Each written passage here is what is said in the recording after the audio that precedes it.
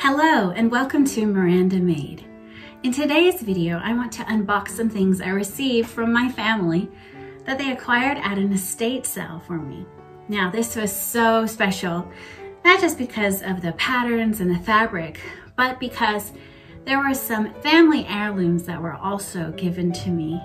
So first I want to say thank you so much to my aunt and my mother and my sister for thinking of me, and they sent me this lovely card that was so sweet, but I'm not going to read it on camera because it is kind of personal, but I do want to show you the things that they sent. So first of all, I got this shadow box, which I thought was so pretty. As you can see, there is an embroidery that was done by my aunt when I was born. So that's really special. And this baby bonnet was knitted for her when she was born many years ago. So really, these are very special items. And I'm so excited to hang this in the nursery. So there's also a bit of an announcement to make. I am pregnant, yay. So it's been a long journey for my husband and I, so we're so thankful that we are now expecting our first child. And that nursery that I've been slowly building over the last, I would say, 3 to 4 years of our marriage is going to be used in the fall. So we'll have our baby in the fall. So anyway, let's look at some of the things that I received in the box. I've divided them all up into sections to kind of organize them. So you can see, first we have some vintage reproduction patterns. Let me move the camera around so you can see those better. I will do that. I will show each of them to you after I kind of give you the general layout of the items. So we have some reproduction patterns, we have some modern patterns, we have some baby patterns, and we also have some child patterns, lots, and some craft patterns or toy patterns, as well as large stacks of fabric, 2 large stacks of fabric. This one, and the other one I'm not going to pick up because it's quite big. I'm afraid it might topple over. And some blanket satin binding as well. So let me move the camera around so you can really see the items much better. Let's get into it. Start with the vintage reproduction patterns. This first one is from the 1940s style, and these are called Dickies. So there's probably quite a rich history about Dickies. Whenever I do make this pattern, I will look up some of that fascinating information for us. But what I love about reproduction patterns is the fact that you have a large range of sizes available, because of course original patterns are always better. There's a lot of videos comparing that. But sometimes it's hard to find your size because they were individually sized. So the nice thing about reproduction is it's going to have your size. Most likely, you might have only 1 of 2 pattern size ranges to find, and it'll be able to work if you're up to a size, I would say 22 or 24. Over that, of course, you have to size up no matter what. But I think this makes it a little more accessible, some of these vintage patterns. So there's this one, which is really cute and great for small amounts of fabric. Then there's this one, which is a nightgown. This one I almost went to make several times, but it requires quite a bit of fabric, but I definitely want to make this. I think it's going to be so nice to wear, especially this one would do well for maternity because of the higher waist. And then this one is really cute. This one is not in my size range, so I would have to size it up, but it is still really cute. And there's this one. Also, I will size this one up too. I really love the full skirt of the 50s. I think that'll be nice to make. And sizing up the skirt alone would not be that difficult because you'd only have the waist adjustment. This one, I'm so glad is in my size. 1940s are also really hard to find, those patterns, and they're usually quite more expensive, and finding larger sizes is hard. So I'm excited to try this reproduction pattern. Especially I think the dress A will be really fun to make. Then there's this one. This is a Gertie pattern. Actually, the dress I'm wearing today is a Gertie pattern, but all of her patterns are vintage inspired. So I think this will be fun to make as well. And I really like this one, 1940s apron pattern. So probably this one or the Dickies will probably be one of the first patterns I make. Okay, so then they sent me a stack of modern patterns, which this one looks really comfortable for the summer. Probably after I have my baby, this is something I might want to make. This is cute as well and could be also drawn from vintage inspiration. These two are really nice. And then there's a bag pattern and then pajama pattern, which are nice to do as well. Then we have some baby patterns, several baby patterns, which some of these would be fun to make. Especially something like this will be very useful because our baby will be born in the fall, so they will definitely need winter clothes first, as well as this wrap snuggly thing. These can be a little pricey online, so this might be a good pattern to make. And then look at the little cute little beach wear and rompers and just a whole plethora. I love this one too, so it's really cute. And the way the sleeves are, this is much easier to get your baby in and out of. At least that's what I've read. So yeah, lots of cute things. Yay, thank you so much for that. And then here are some child patterns. So dresses, there's some dresses in here, and costumes, and cute boy and girl outfits, which are really sweet. This one's really cute too because it has a doll outfit. So these are really fun and can be made later on. We don't know yet if we're having a girl or boy. It's just too early.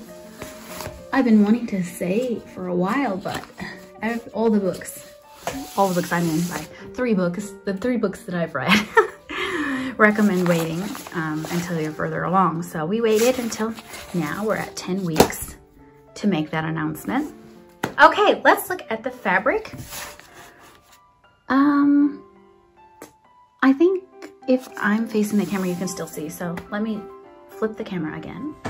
All right, so now let me show you the fabric. This first stack, I measured all of it and I wrote the measurements on each piece of fabric. And there's several small pieces and then some larger. So this one was about a yard.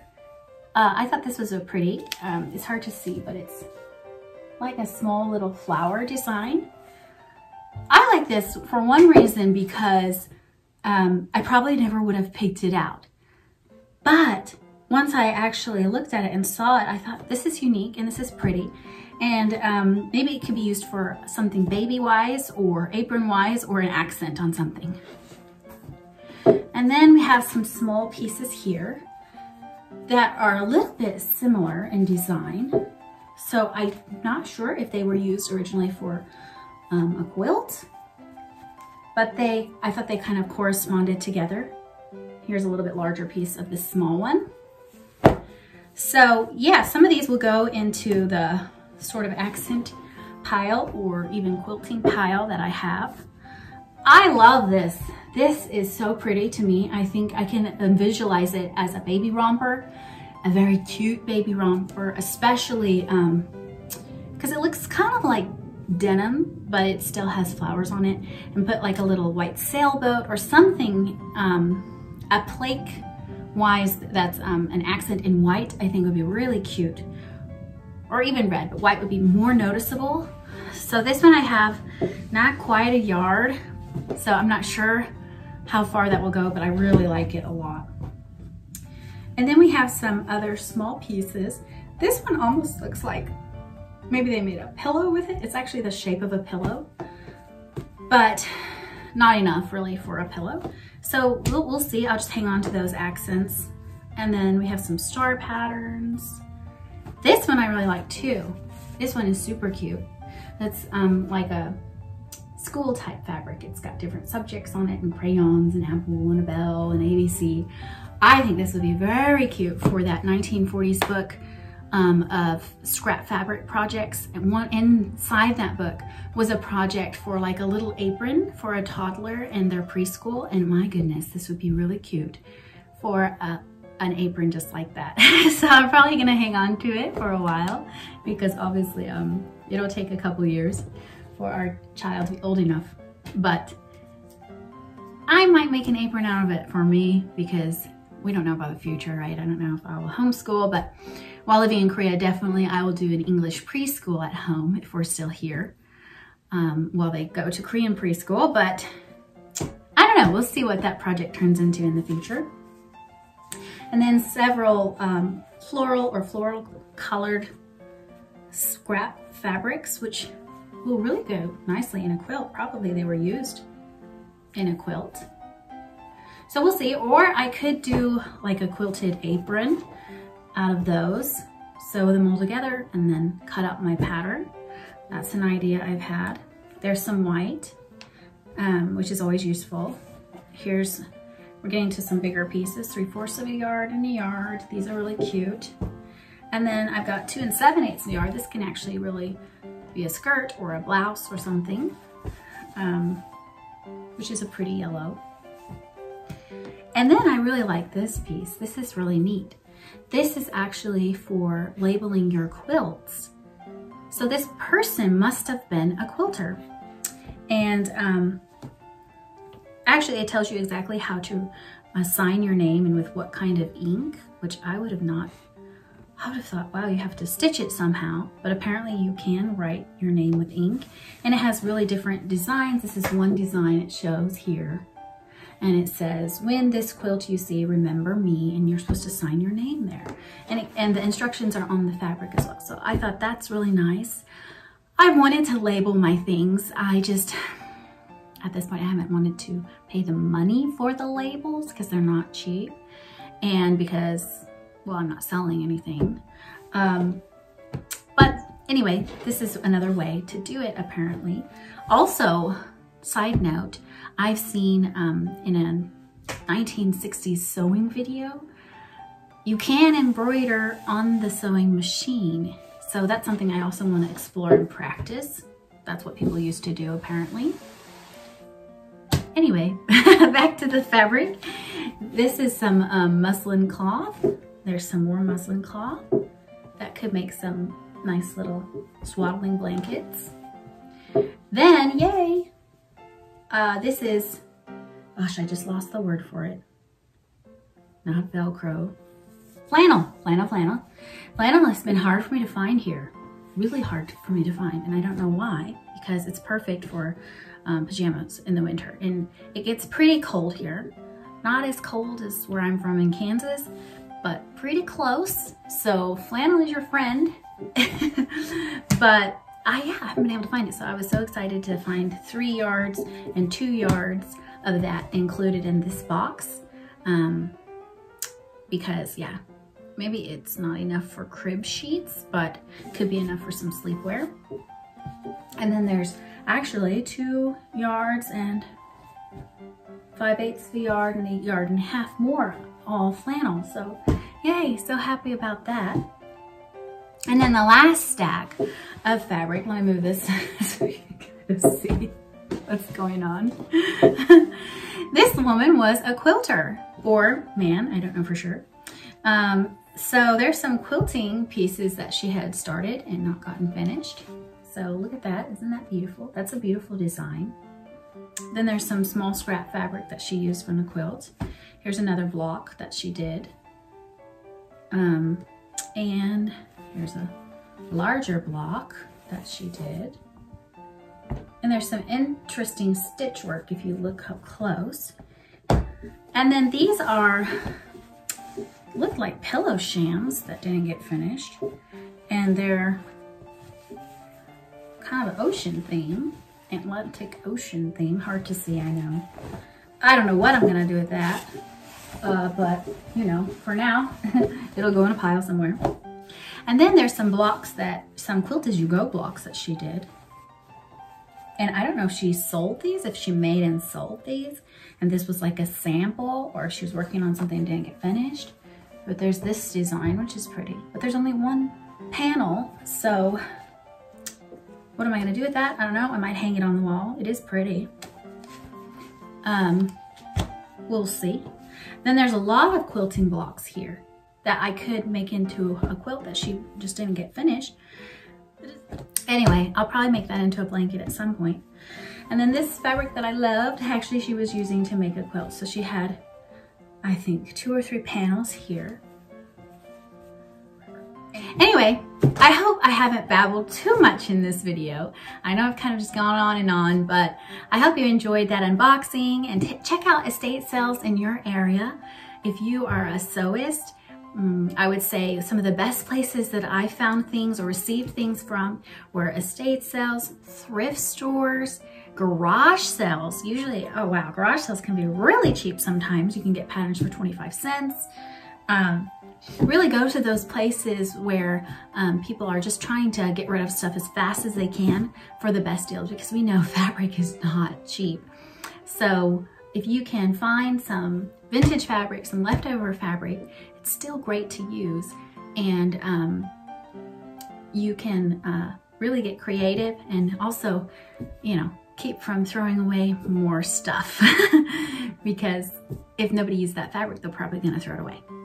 All right, well, thank you so much for watching. I'm sorry if this was just running on and on of babbling, but I hope you enjoyed it. Please give us a thumbs up, like, and share it with a friend, and subscribe if you haven't already, and put something in the comments of what you would like to see on this channel. Probably we're going to be taking a turn towards maternity clothes next, and more baby clothes and things like that. So I hope you'll stay tuned and enjoy that. If you like this dress, I'll put a link in the description. All right, well, thank you so much, and I will see you in the next video.